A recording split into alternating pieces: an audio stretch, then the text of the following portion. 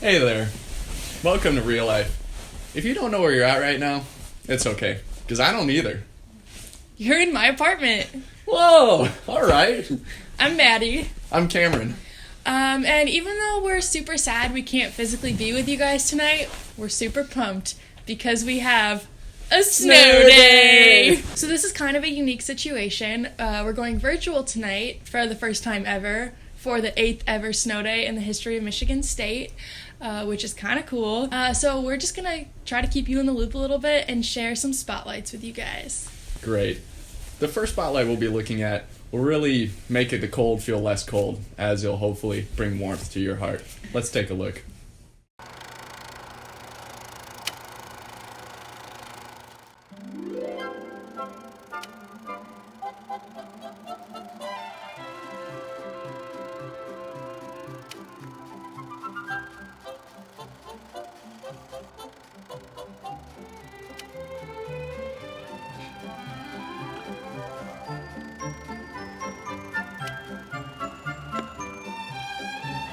Oh man, didn't see you there.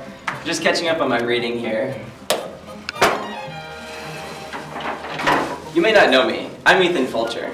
But for those of you who do, you know me from my hit music video or for the Wonders Life group.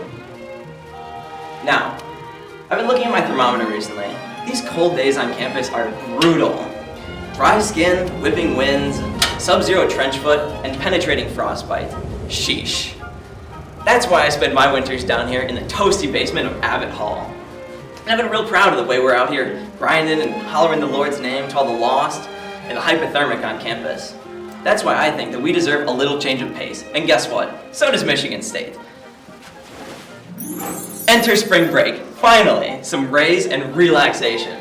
But gee whiz, have you seen the size of this great nation of ours? Spoiler alert though, it's a doozy. With so many warm and sunny destinations, what do you choose? Now enter Cru. Boy, do we have the spring break of a lifetime for you. We'd love for you to join us on our mission trip to reach the lost and the sunburned on the sunny shores of Destin. You'll spend a week chatting with beachgoers about their views on the Lord, our faith, and really using our gifts from God to evangelize and be a light of grace in a contemporary place. But wait, there is more. Why not enjoy the beach for yourself while you're there? You'll be living in a house right at the beach town, just like the locals. And there's plenty to go around. So go get in the water and worship the Lord for His creation and all of His comfort and joy. Now, you can get all of this for the low price of, and it's due by this date. So,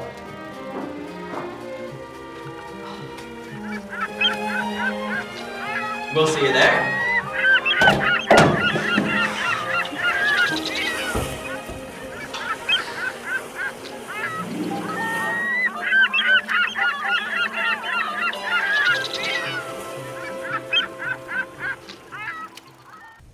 Thanks, Ethan, for that update. Wow. Doesn't that look great? You know, speaking of looking great, we've got some awesome pictures we'd like to show you of the destination. Pun. Wow. Look at that pool. Wow, awesome. 2-story house. I wonder how many people you could fit in there. Like, wow, a riot. A Christian riot of 20 or so people would be awesome in that house. Look at this next one. Look at that pool, too. Uh-huh. Chip and Joanna would be so proud. Uh-huh. Doesn't look like negative 20 degrees, that's for sure. And that looks like you could really thrash at that house. Yeah, unique pool design right there. Honestly, that's something else. The shape? Mm-hmm. Wow. So listen up, everybody. We only have 75 slots. I repeat, 75 slots for you guys to go down to Destin. Yeah. So you might be wondering, wow, these are cool houses, and wow, that pool was really cool. But what exactly is Destin? Well, if you heard of PCB before, you might have a clue. But let me explain. First of all, this is going to involve students from Michigan, Ohio, and Indiana. What is that going to look like? It's going to look like a bunch of students coming together for sessions to learn more about what's in the Bible, but also how to share your faith, which is actually a very big point going to Destin. We're going to be going on the beach most days, but doing something you might not expect. We'll actually be sharing our faith and going to talk to literally anybody that we see on the beach. So it's a very unique experience to grow in your faith in that way. Cam, guess what?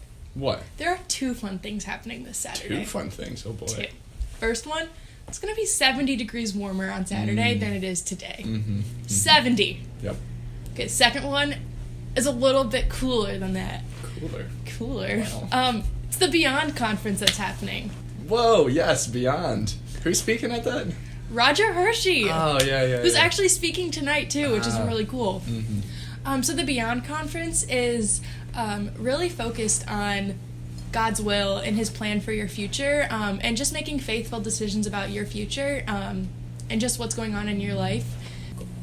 So, Beyond Conference is from 10 to 6 this Saturday. It'll be in the Cadillac Room. And the really unique thing for students at MSU is that it'll actually be free.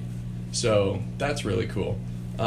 Make sure to sign up pretty quick, though. We want to make sure we've got everyone going that we know of. Yeah, food will be provided, so we also want to make sure we have numbers so that everyone can eat. So sign up. So maybe you're disappointed that we didn't end up having parents' night tonight. Maybe your parent flew all the way from California just to find out that the weather ended up closing real life. Well, don't be too mad. Real life is now moved to 3/14. You heard that. 3/14 is parents' night. So look out for that. It's the most special day of the year because it is Pi Day. 3.14? 159 265 35 89 79 Yep. 32 248167. Nope. It's not actually in there. Freshmen, there was supposed to be a calf crawl for you guys tomorrow, but because of the kind of chilly weather that just didn't seem super great, it is being postponed. So stay tuned, stay updated. There will be announcements about when that is moved to. Stay warm. Stay cozy. Stay hungry. Thanks for tuning in to the Kurt and Kiss Show. The rest of this video is going to be closed out by our speaker, Roger Hershey, who's also speaking at the Beyond Conference. Roger, I hardly know her. Just so you guys know, Roger Hershey's been around the Cru scene for some decades now. You could say he's a veteran Cru Staff member, or... a Cru celebrity. Yes. And he's been very influential over the past few decades, speaking to various Cru students over many states, and he's got a lot of good things to say. So we're looking forward to hear what Roger Hershey has to say tonight. Stay cozy. Stay warm. Stay hungry. Well, welcome to our virtual real life from my office. And this is Bree, as you probably remember. But I wanted to introduce our speaker. But before I do, this night wouldn't be possible without Ryan Wagner. So can we give Ryan Wagner a hand? Yeah! Woo! Yeah. So Hirsch wanted an audience, and so Jack and Nick are the audience, and Bree, who's found something more interesting. But we've been doing a series called Multiply, and whether you know it or not, Spartans have a long legacy of spiritual multiplication. And by that I mean that someone long ago reached out to someone who reached out to someone who reached out to someone who reached out to you. And Michigan State's had a long history of this, and it all actually goes back to this guy Hirsch, who we're going to hear from tonight, because he trained me, he trained Robin, he trained Mary, he trained us, who trained the staff and the students in this idea of spiritual multiplication, and it's had an impact on you. And so I'm excited that you get to hear from Hirsch. He came in early for the Beyond Conference, which you already heard about. So in many ways, Hirsch is our sensei, our Jedi master, which I'm speaking to our audience here, of Jack and Nick, and Bree, who loves Star Wars too. So, yeah, so let's give it up for Hirsch. Keep going. Well, hey, I am I'm delighted to be here in East Lansing. This is a unique way of communicating to all of you Spartans, but this should be fun, fireside chat. I'm going to be here tonight and tomorrow, and then hopefully many of you can get in on Saturday at the Beyond Day, where I'll be talking about pretty significant questions like what the heck are you going to do with your life when you graduate? How do you know God's will? How do I discern how He's leading me? We're going to talk about all that kind of good stuff. So, but that's Saturday. But right now I want to get into this topic of multiply to fit in with the series you've been doing here. I graduated from Penn State. Don't hold that against me, because you notice I am wearing a nice Spartan shirt. So anyway, but I graduated in '72. And while in college, I made the three biggest decisions of my life. Master, mission, and mate. All three of them were made while I was a Penn State student because of things I learned by being involved in the movement, the Cru movement there at Penn State. One of the things that was so huge for me as a student was coming to grips with the issue of significance. One of my favorite authors is a guy named Larry Crabb, and he suggested this in different books he's written. He said, two of our deepest longings in our life are security and significance. That every person wants security, meaning they want to know they belong, they're loved, they're part of a group, they're accepted, they have intimacy, community, but also significance. That is, every person wants to know their life matters, that I have value, I'm contributing, I'm significant into somebody else's life. We all want significance. So I know my story in college was I got into all the things I got into, going all the way back to high school, and a lot of it was related to trying to get my need for significance met. You know, in high school I was in all kinds of stuff. And that continued in college. In college, I was in the marching band my freshman, sophomore year. I joined a fraternity. And then I was on the cheerleading squad. And you go ahead and chuckle about that as you sit there, guys. But hey, I got hugs and kisses after every touchdown. You know what I mean? So being a cheerleader was a good deal. Anyway, but you know, I look back, and the reason I threw myself into so many things, though I didn't know it at the time, was I was trying to get my need for significance met by filling my life up with all kinds of activities that felt significant. You know, if I were to ask you, as you look back on your life in high school, maybe now in college, what were you involved in that felt really significant? You know, if I were to ask you that question, if we were all together in the normal meeting room, I was going to, and all of you would share different things. You were part of a sports team that did well, you were in a play or a musical, or you did well academically. You all had things you were a part of that felt significant, but then if I also ask you, how many of you had the experience that almost within days after you accomplished something significant, the thrill and the glory of it just faded away? Most of you would identify with that. There's a book I read a couple of years ago called Into Thin Air. And I don't know if you're familiar with the book, but it's John Krakauer's book about climbing Mount Everest. You guys know this book? My audience doesn't know this book. Anyway, John Krakauer in 1996 led a team of 8 people up Mount Everest. And John in his book describes what it was like. And he'd been preparing for months, even years, to reach the top of Mount Everest. That was for him what would have been so significant and glorious and exciting. And in his book, I have an exact quote. He led a team of 9 up to the top of Mount Everest, and 6 of the 9 made it to the top. But he said this in his book. He says, quote, "I'd been fantasizing about this moment and the release of emotion that would accompany it for months. But now that I was finally here, actually standing on the summit of Mount Everest, I just couldn't summon the energy to care."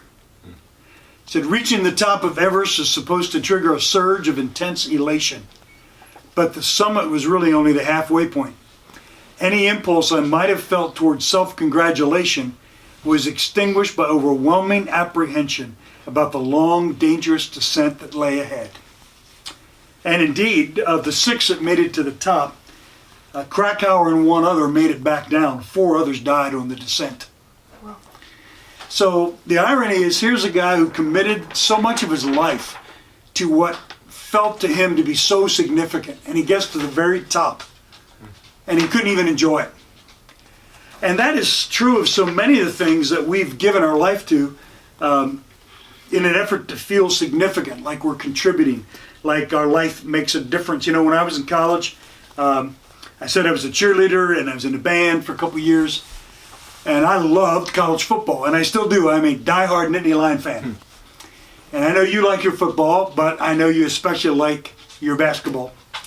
And you guys are doing well, right? 6th in the nation, something like that? Is that what it is? Yeah. Yeah, who knows? But here's the thing I found. I looked up the record of when you guys won your last basketball national championship. Do you know when it is? Audience, do you know when it is? 2000. 2000. 2000. And you think about every year you get excited for could our team win the whole thing. You go to the games, you're excited. Every year I get excited about could my team win a national championship this year.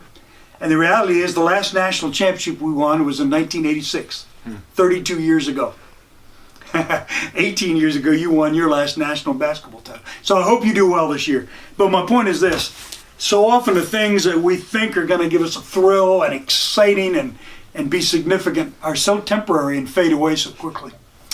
And so that's what happened to me in college. I got involved with Cru. I came into school when I wasn't a believer. I was a believer. What am I saying? I was a believer, but I wasn't walking with the Lord. And then what happened that's totally changed the trajectory of my life was January of my freshman year, I met a guy named Larry, who was a junior, in our dining hall.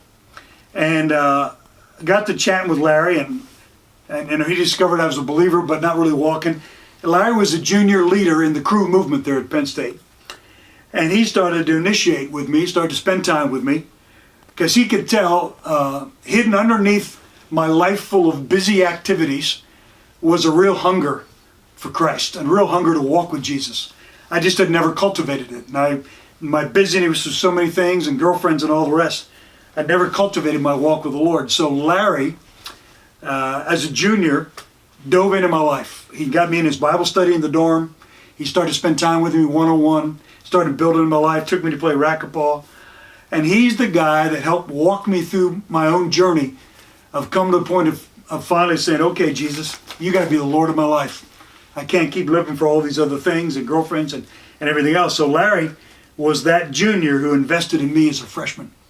And Larry continued to invest in my life into my sophomore year when I moved into a fraternity. And even though he wasn't in a fraternity and he wasn't leading a fraternity ministry, he still regularly just kept discipling me and being involved in my life while I was in the fraternity. And I was the only guy in my house that was spiritually motivated. But Larry just kept investing in me. Well, I'll tell you more about what happened to me later, but I want to look at a passage with you. So you're there in small groups. They're there in groups, right? Yeah. Yeah. Grab a Bible if you got one, or your cell phone, or write. Guys like these, Nick and Jack, probably know this by memory. So anyway, but I want you to look at one passage, and because I think this passage really speaks to one of the longings of our soul, which is significance. We're going to talk about specifically significance, not so much security, but significance. And I think this passage is where Jesus is tapping into that deep longing in these disciples' souls to know that their life mattered. So here's the passage, Matthew chapter 4, if you got your Bible there. Guys, if you forgot your Bible and you're there with a group of sisters, just snuggle up to one of them, throw your arm around her and say, oh, sweetheart, I forgot the word. Share the word with me. Just lean in there. You know what I mean? It's kind of a way to... Anyway, giving you an opportunity here, boys. Don't blow it. All right. Look at this passage, Matthew chapter 4, verses 18 to 22. Ready? Here we go. And walking by the Sea of Galilee, he saw 2 brothers, Simon, who was called Peter, and Andrew, his brother, casting a net into the sea, for they were fishermen. And he said to them, follow me, and I will make you fishers of men. and they immediately left the nets and followed him. And going on from there, he saw two other brothers, James, the son of Zebedee, and John, his brother, in the boat with Zebedee, their father, mending their nets. And again, he called to these two. And notice, they immediately left the boat and their father and followed him. So here are the first four men, really, that Jesus called to come follow him to be disciples. Now, I want to just make a couple observations from this passage. These fellows lived in Capernaum. Capernaum was a small village about 80 miles from Jerusalem. It's just a small little fishing village. I've been there. I've walked the dusty streets of Capernaum, and it's literally not much. It's a village. But as I walk those streets, the original foundations of many of their homes are still there, and the synagogue, partial walls of the foundation of the synagogue are there. This is a little fishing village. There's not much to it. There was no sports arena, no movie theater during the time of Peter, John, James, all these boys. I can't imagine they had much in their life. Now, maybe they played a little hacky sack. Maybe they had a soccer ball. I don't know. But there was nothing to life except fishing. It was a fishing town. It's right on the Sea of Galilee. So these guys spent their whole life, every day, getting up with their dad, with Zebedee and their father, and the other guy's father, getting in a boat and going out to the Sea of Galilee and hauling in fish. And that was literally their life. Probably most of their life revolved around Jewish holidays, going to the temple, because of course Jewish life was revolved around the synagogue. And that's all life was. They had nothing special. So here comes Jesus, and he's going to step into their life. Now, what's significant is, one of the things that was common for young Jewish men around Israel was for young men to attach themselves to a rabbi in their village. And the idea was they would spend as much time as they would, literally attach themselves to a rabbi to learn from him. And they were highly esteemed if a rabbi wanted to spend time with them, and they would seek to learn as much as they could by being with a rabbi. Get the picture. So this was a common practice. One of the things you got to ask when you read a text like this is why they responded so quickly. Notice what we read in that text is when he called them, it said they immediately left the nets and followed him. Now, if you think about it, that's pretty incredible. Most of our stories, the first time we heard about Jesus and we started to grow and learn, most of us probably didn't jump in full bore, all aboard. We had a lot of questions, a lot of hesitations, had to learn a lot. Even for these guys, it wasn't like this was the first time they met Jesus. In fact, in the chronology of the gospel, when you put the four gospels together chronologically and you look what happened, you'll see that they had experienced Jesus before. They'd seen him do some miracles. They'd seen him turn water into wine in John 2, it's recorded. They'd seen him heal lepers, cast out demons. They'd seen him teach. On one occasion, he showed up when they were out fishing, and they were fishing. Luke chapter 5 records this. They were fishing all night and didn't catch anything. And Jesus comes up to them and says, "Cast your nets on the other side." And Peter says, "Lord, we've been fishing all night and caught nothing." But he does it anyway. He obeys. And they pull in this massive haul of fish. And so that was a point in which they saw Jesus the carpenter show up in their world and point to them how to fish. And so this wasn't their first encounter with Jesus, right? They had seen him and heard him. They had begun to experience that this rabbi was different than any other rabbi they had ever met. Because of not only because of all the things he did, but because of the claims he made. He had already, even previous to their encounter with him, was starting to say things that led them to believe that this possibly was the Messiah. And when he was in his hometown of Nazareth, he quoted the passage from Isaiah chapter 61, which is a messianic passage. And he said, "Today in your hearing, this passage is fulfilled." So, here's the thing. These guys, Peter, James, John, and Andrew, had already started to believe that this teacher, which rabbi means teacher, was something way different than any other rabbi. And they were starting to become convinced that maybe he was indeed the Messiah. Now, they didn't fully understand that yet. They didn't fully comprehend what that meant. But they'd begun to believe, and they knew this rabbi was different. He was special. So if you got to imagine, when this rabbi then comes to him, it was an honor when any rabbi said to a young Jewish boy, come and follow me and learn from me. That was an honor for any young Jewish man. But when Jesus said this to these four, this rabbi, different, greater than any other rabbi, when he said, you come follow me, this had to rock their worlds. This was incredible. So I think that's why you see in this passage, as soon as he called them, they responded immediately. They left their fishing business with their dad and began to follow Jesus. Pretty incredible. Since that was their whole life, fishing with their dad. And all of a sudden they're up and they're going to follow Jesus. Now, what I want you to notice also in this passage is Jesus really calls them to two things here. He says, look at verse 19 again if you still have your Bible open. He says, follow me and I will make you fishers of men. He calls them to two things here. One, he calls them to himself. And secondly, he calls them to a mission. Or another way to put it, he calls them to a person and he calls them to a purpose. So he says, first of all, follow me. And he's inviting them to begin to spend time with him. And the next 2.5 years, that's exactly what they did. They went everywhere that Jesus went. And they let him rub off on them. They began to be captured by who Jesus was. They began to be enamored with the things he said. So they first called them to him, and that's what Jesus is calling us to himself, to relationship, to him as a person. But secondly, he's calling them to a purpose, to a mission. Because notice he says, I will make you fishers of men. Now he's speaking to fishermen, so they knew something about what it meant to fish. But probably they really didn't have a clue yet what it meant that they were going to be fishers of men. It's doubtful they understood, except that probably what they heard when they heard Jesus say was, oh my, this is going to be incredibly significant because this rabbi is saying we are going to make some kind of difference in people's lives, even though they probably didn't understand fishers of men quite yet. Now, as you go on through the rest of the Gospels, obviously what you observe is what they did after this, the next 2.5 years, as they followed Jesus wherever he went. They walked those dusty trails with him. They sat around campfires with him, eating fish together and talking.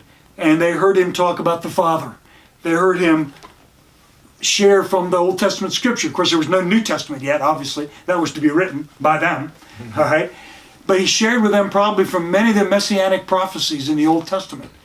And he was opening up their hearts and minds to see that he, the Messiah, was revealed in the scriptures.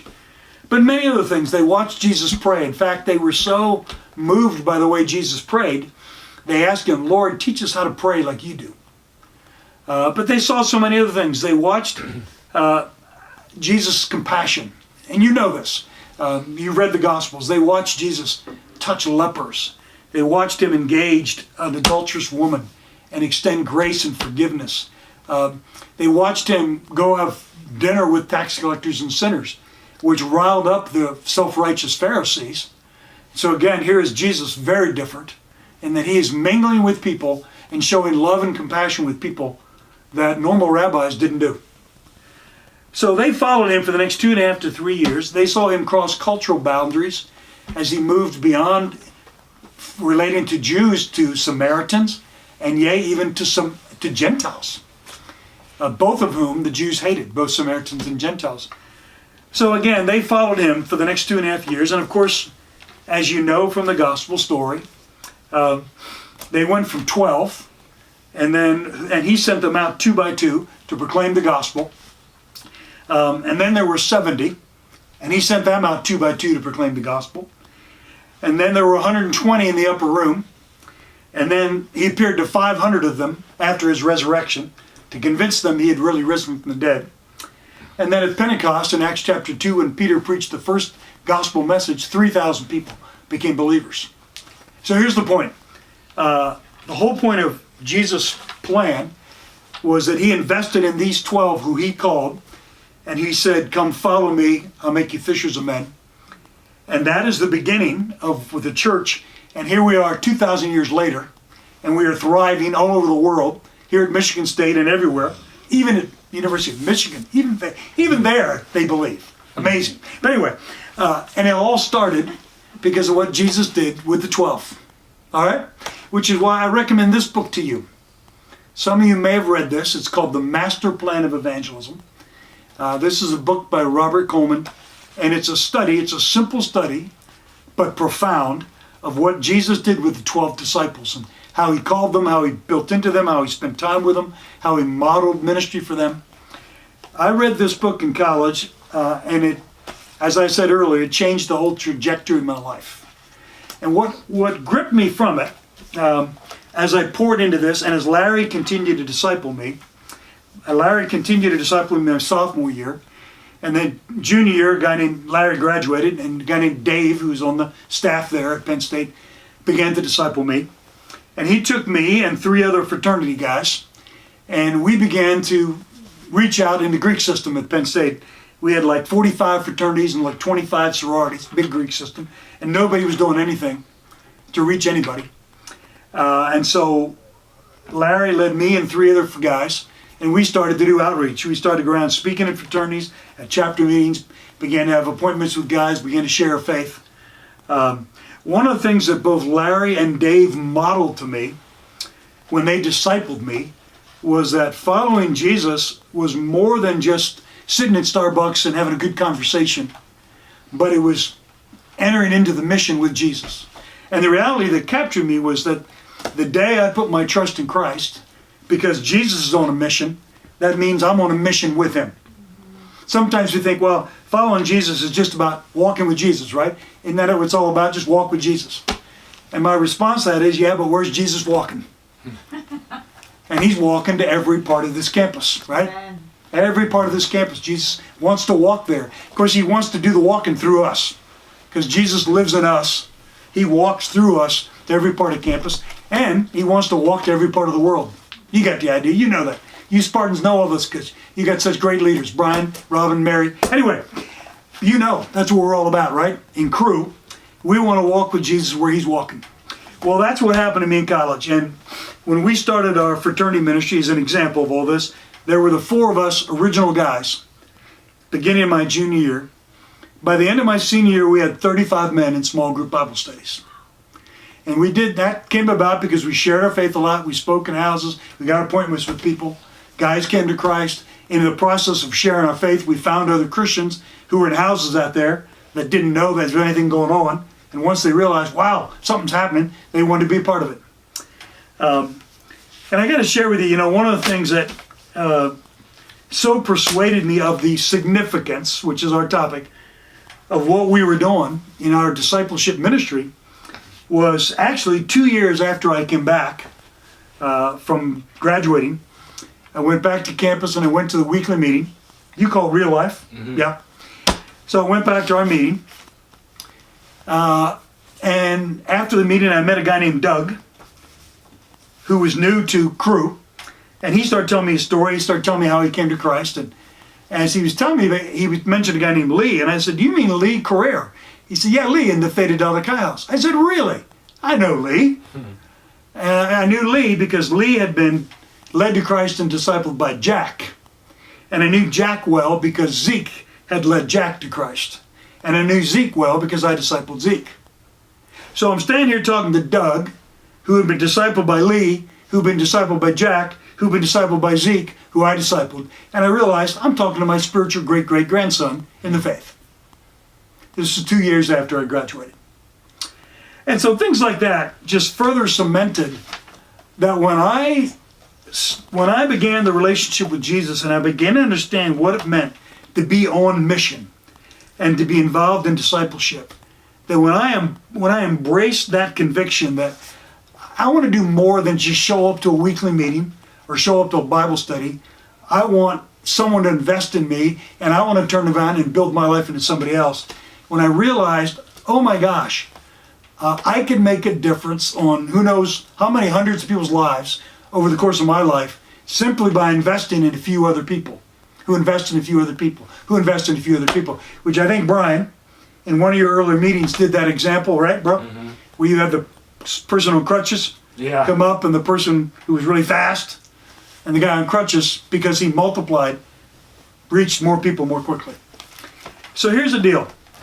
In college, I did all the stuff, band, fraternity, cheerleader, because I wanted my life to be significant. When I discovered that by following Jesus, I could be a fisher of men, and by investing my life in other people, that's where real significance could come from, because I can make a difference in other people's lives. So often today in the church, you think, well, who's really significant? We think, well, I got to be a mega church pastor, right? I got to stand up in front of 2,000 people. Well, some of you may do that because of your gifting. You may have a gifting to teach and may do that. Majority of us won't do that. And yet the majority of us can have a phenomenal impact on the world by just investing in a few, who invest in a few, who invest in a few. And you can start that right here at Michigan State. So my application, obviously, in Cru, we're pretty serious about the Great Commission. We're pretty serious about making disciples. And so I would say to you, if one, you're not being discipled right now, take an opportunity, pursue someone who can begin to invest in discipling you. And perhaps you're at a point where you're saying, I would like to turn around and start to disciple one or two other people. And you can talk to your other student leaders in the movement where to begin and who you might begin to invest in. But you can start to have the privilege of investing in a few other people as well. All right? Well, to wrap this up, I would love to do this. Love to tell you a couple stories of people who graduated from here at Michigan State, and I'll throw in a few from my own experience on campus, who are having an impact around the world because they were discipled here, because they plugged into being discipled and discipling others. I'll mention just a couple. There's a couple named Paul and Rana who graduated from here. Neither of them were believers when they came to school here. And I won't get into all the details, but they were led to Christ by other students here at Michigan State. And then they got involved in the discipleship and grew in their faith.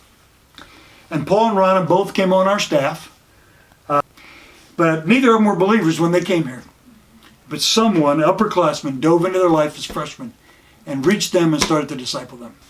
Other people, I want to tell you about a couple named Dave and Kelly Carlson, who also were believers who were involved. I don't know if they came to Christ here or they were already believers. They were believers. They were believers, but they got involved in the movement, got discipled here, and then they went on breakthrough stint for a year.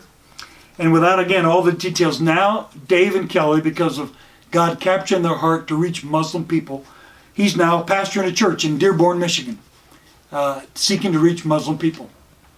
Again, it started here when someone invested their life in him. And there's others. Let me tell you about Tracy Enners.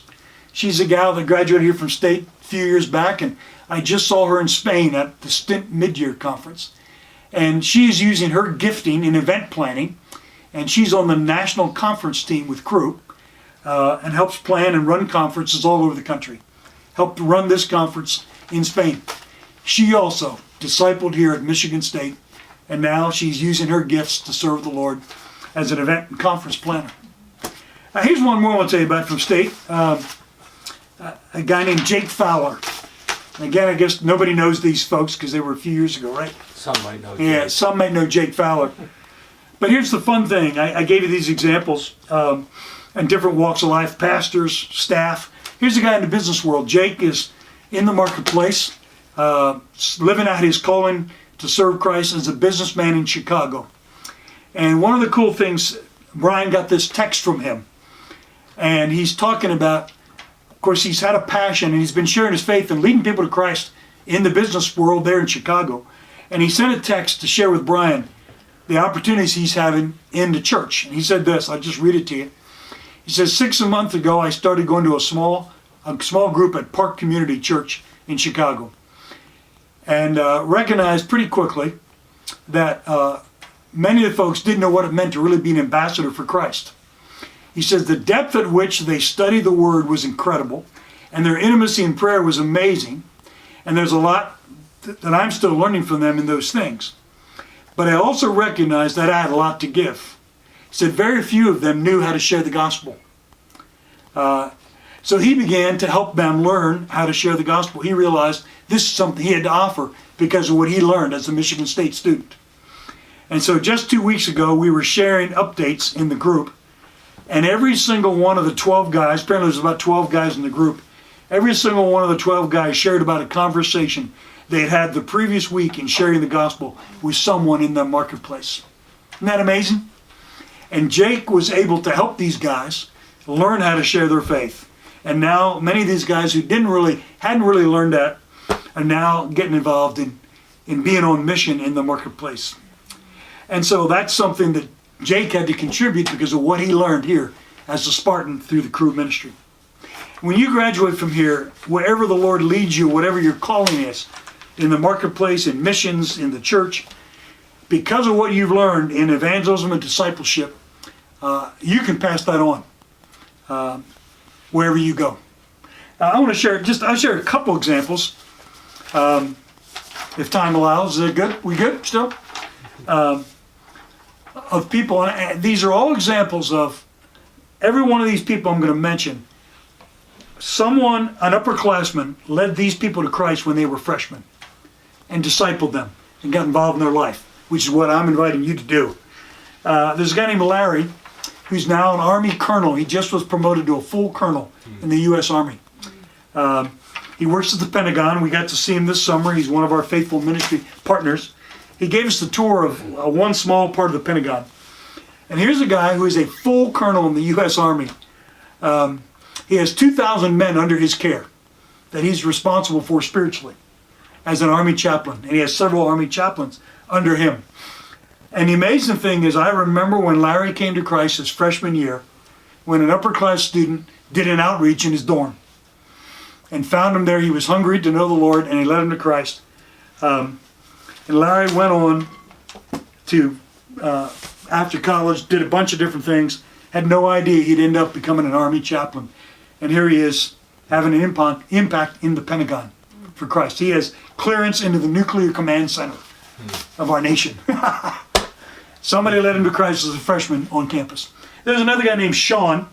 Sean also, same story, got involved, got discipled, got involved with us. When he graduated, he went on to law school. And while there, God gave him a passion over the horrible, horrible evil of sex trafficking, slave trade. And when he graduated from law school, he went to work with International Justice Mission, which probably most people know about. And he's now the president of International Justice Mission. And he's helping with that organization, helping free hundreds and hundreds of women from that evil practice of the slave trade.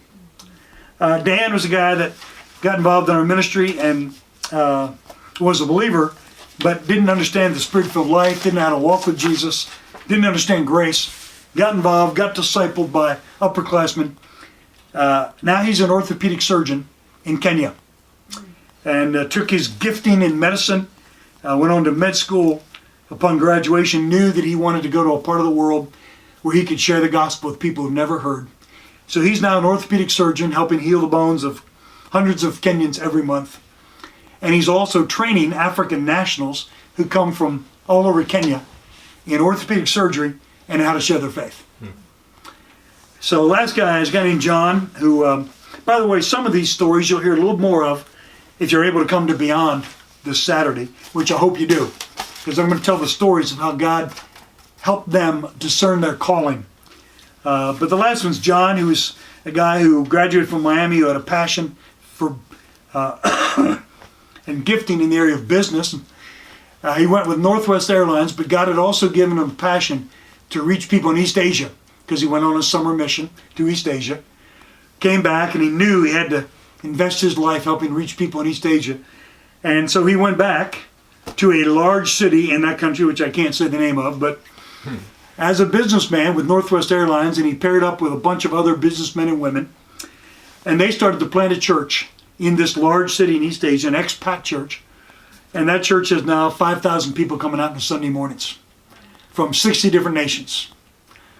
He's a guy also that got involved in our movement, got discipled, learned how to share his faith, learned how to disciple others, In fact, when I went to Miami of Ohio, I started to work with him as a junior, and he was the first man in the fraternity ministry at Miami of Ohio. And when we started that ministry with just him and 2 other young Delk guys, after 2 years we had about 70 men in small group Bible studies. And John was the leader of that. And the things he learned about how to have a ministry, how to reach out to people in his house, how to lead small groups, how to disciple, all that stuff, he was then able to take as he went overseas to East Asia as a businessman and use that, and he's been using it for the last 30 years in that country. Those are just a few stories. I think you get the point of what I'm trying to say and what has been said about multiplying through the last 4 weeks at your real life meetings. We're serious about this. We believe you can multiply your life. You can multiply your life and have an impact for Christ the rest of your life.